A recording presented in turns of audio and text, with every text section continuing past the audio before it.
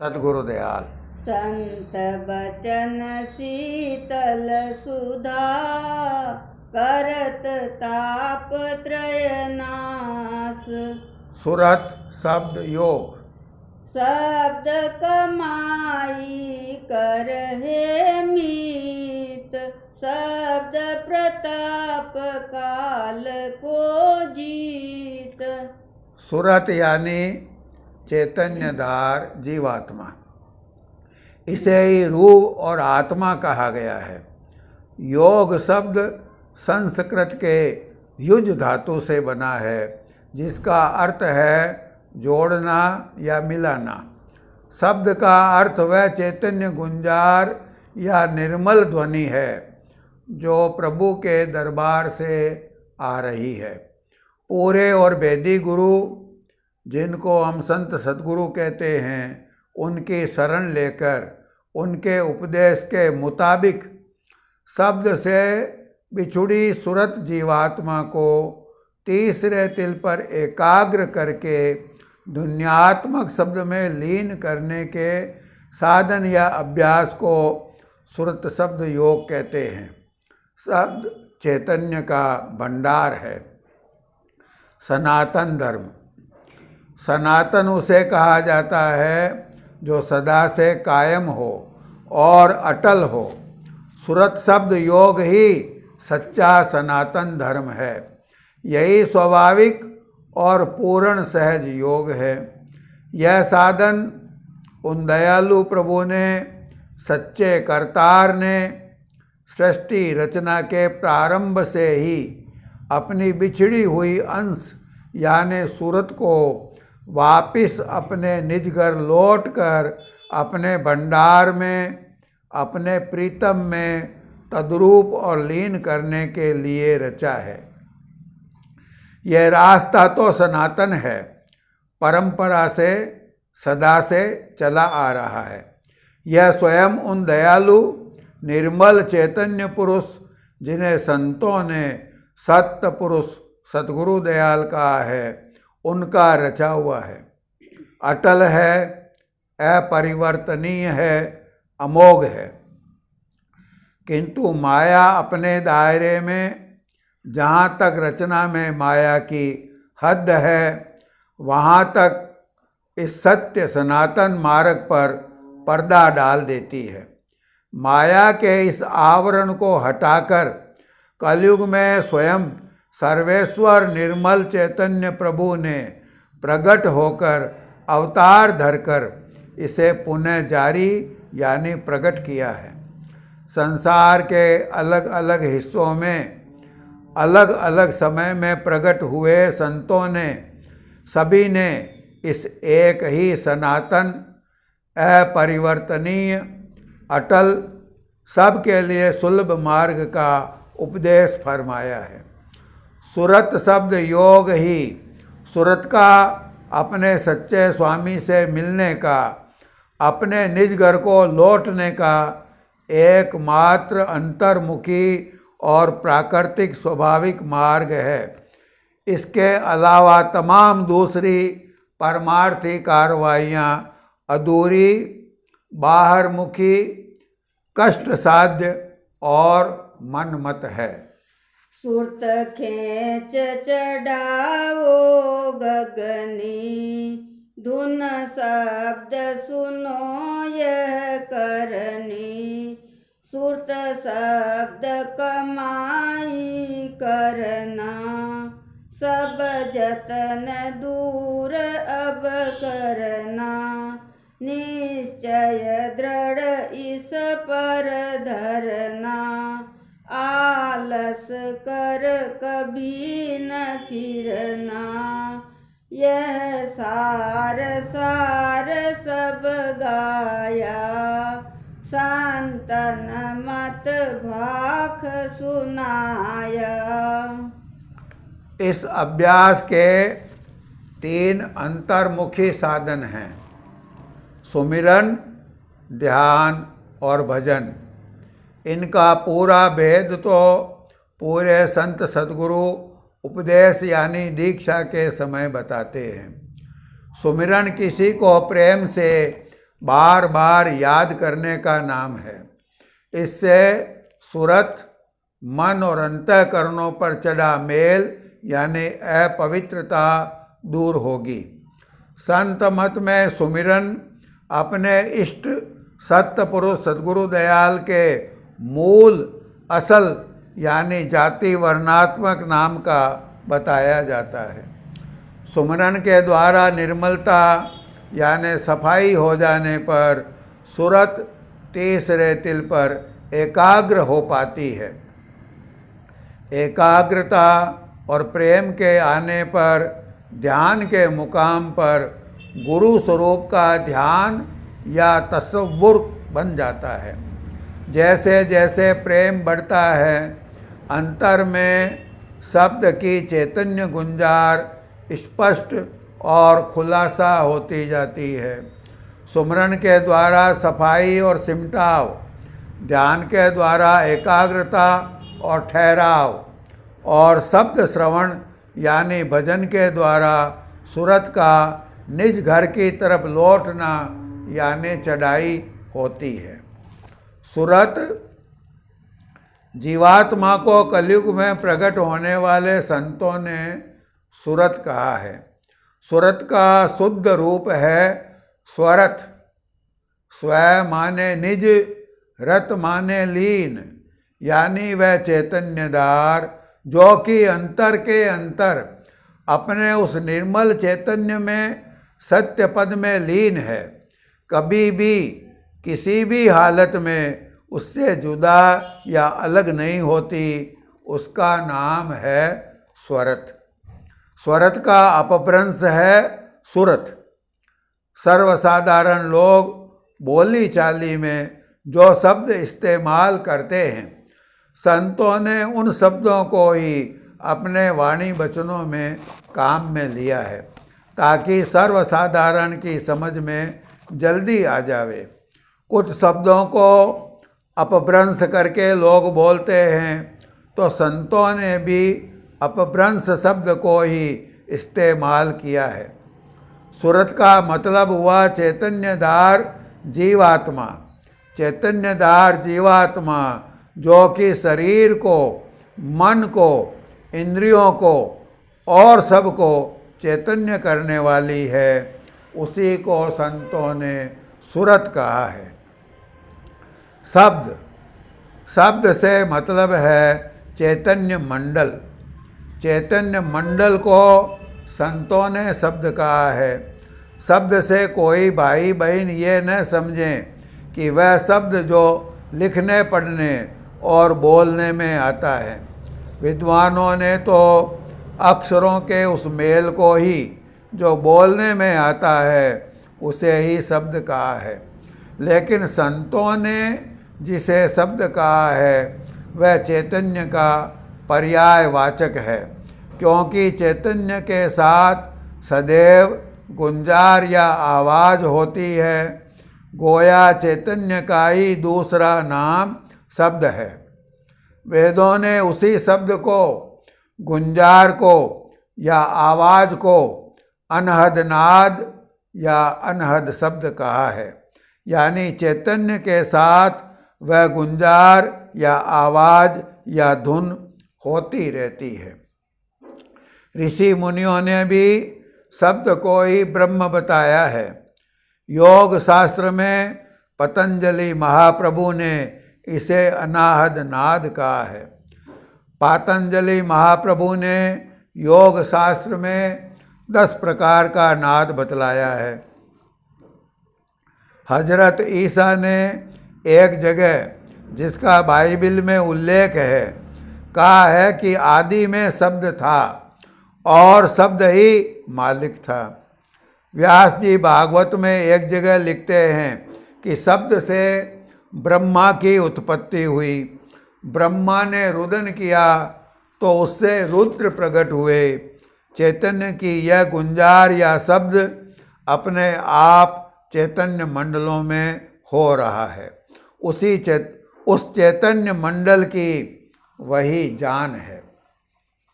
जैसे अपना यह शरीर है, अपने शरीर को चैतन्य करने वाला जो जीव है, इस जीव को ही हंस कहते हैं।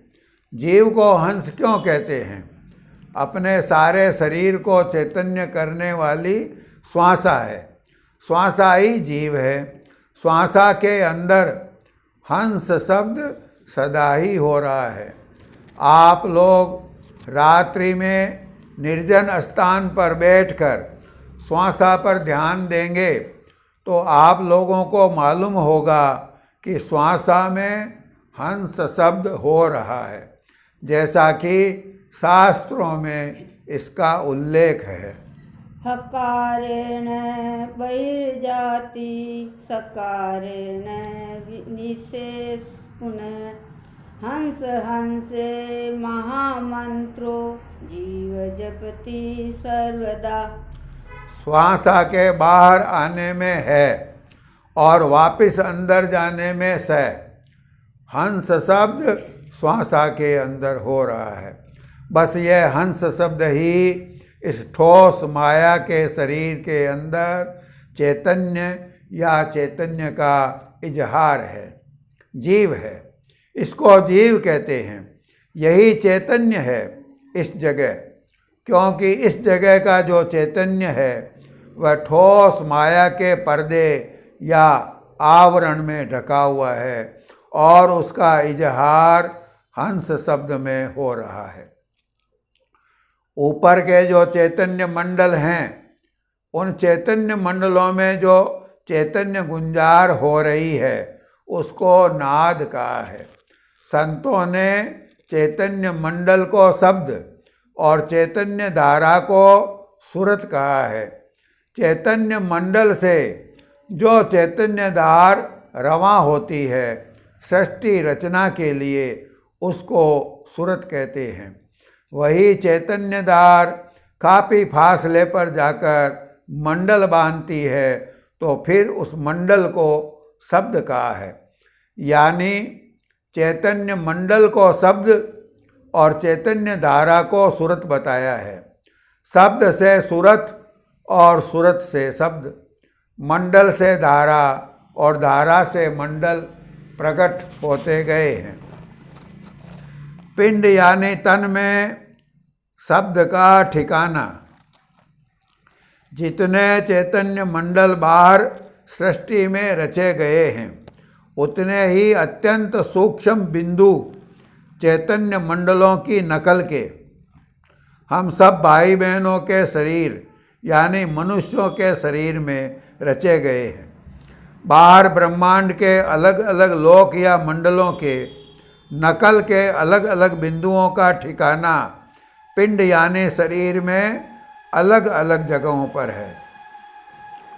योग शास्त्र की भाषा में इन्हें पिंड में चक्र, ब्रह्मांड में कमल और ऊपर की रचना में पद्म कहा गया है। प्रत्येक चैतन्य मंडल से चैतन्य तार उतरकर आकाश में होता हुआ हम सब के शरीर में अपने नियत बिंदु पर टकरा रहा है। यानी बाहर ब्रह्मांड में जितने मंडल हैं उतने ही शरीर में उनकी नकल के बिंदु हैं और हर एक चैतन्य मंडल से चैतन्य तार आकर के अपने बिंदु पर हम सब के शरीर में लग रहा है। इन्हीं बिंदुओं की सहायता से सुरत शब्द योग की साधना बनती है। सुरत शब्द योग, सुरत जो चैतन्य की अंश है, चैतन्य की धारा है, इसके अंदर सब तरह की समझ बूझ और ज्ञान मौजूद है। लेकिन माया की मिलोनी से सुरत का ज्ञान, प्रकाश और समझ बूझ क्षीण हो गई है। सुरत अपने स्वामी या प्रीतम या भंडार या अंशी शब्द से बिछुड़ गई है और यहाँ माया देश में काल के कैद खाने में कैद है। संतों ने सुरत और शब्द का लखाव कराया। दीक्षा के समय सच्चे पूरे गुरु शब्द का भेद बताते हैं। वह शब्द जबान से जपा जाने वाला नहीं है। हालांकि जपने वाला शब्द वर्णात्मक शब्द भी बताया जाता है। संतों का वह शब्द ध्वन्यात्मक यानी धुन रूप है। संतों ने उसे ही ध्वन्यात्मक नाम, शून्य में सार शब्द, सत्यलोक में सत्य शब्द, आगे उसे निज नाम या आदि नाम कहा है। फकीरों ने उसे सोत और इसमें आजम कहा है। शब्द की महिमा सभी मतों में की गई है। क्या हिंदू धर्म के ग्रंथों में, इस्लाम में, सूफी मत और ईसाइयों में भी उस ध्वन्यात्मक शब्द या नाम की महिमा की गई है। हजरत ईसा मसीह ने भी शब्द की महिमा किया है। शब्द जो है चेतन का पर्याय है, रचना का आधार है। इसका लखाव और भेद संत मत में दीक्षा के समय एकांत में जिज्ञासु को वेदी गुरु समझाते हैं। सुरत चैतन्य धार को इस शब्द में लगाना, सुरत को शब्द में लगाना। अपना शरीर सारी सृष्टि का नमूना है। जैसा कि संतों महात्माओं ने कहा है कि पिंडे सोई ब्रह्मांडे और ब्रह्मांडे सोई पिंडे।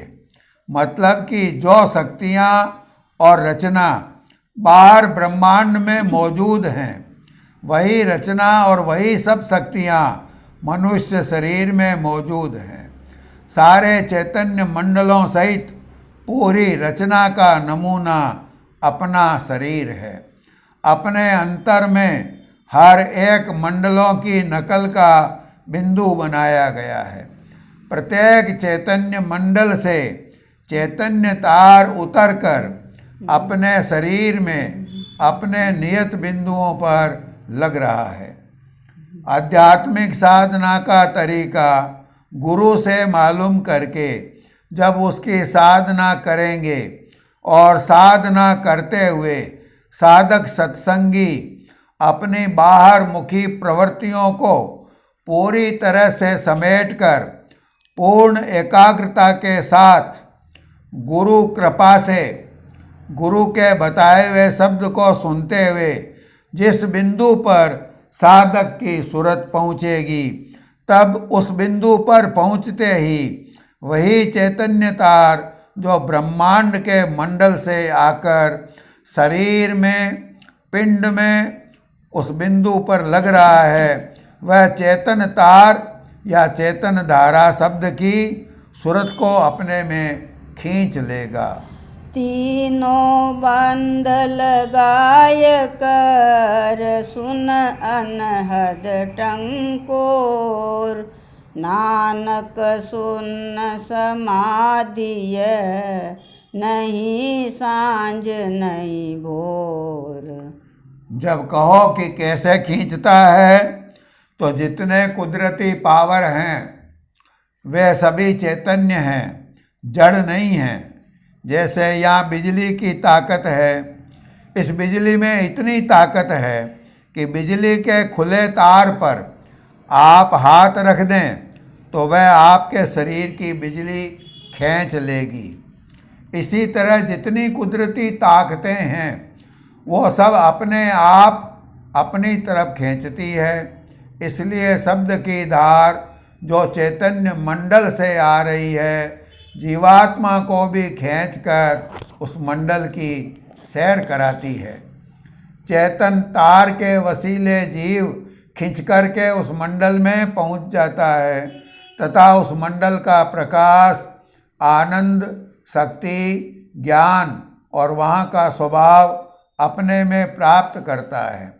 इस तरह अपने शरीर के सारे बिंदुओं को तय करता हुआ साधक जीव बाहर सृष्टि के सारे मंडल तय करता है और जाकर के सर्वेश्वर प्रभु जो कि महाचैतन्य, असीम, अपार, अनंत, अजर, अमर, अविनाशी, सदा एक रस रहने वाले निर्मल चैतन्य स्वरूप हैं, और इस जीव के सच्चे माता पिता हैं उनमें तद्रूप हो जाता है। जीव उन्हीं की अंश है, आदि में उन्हीं में से आया था और वापस जाकर उन्हीं में तद्रूप हो जाता है। इसी को सुरत शब्द योग कहते हैं। सद्गुरुदेव।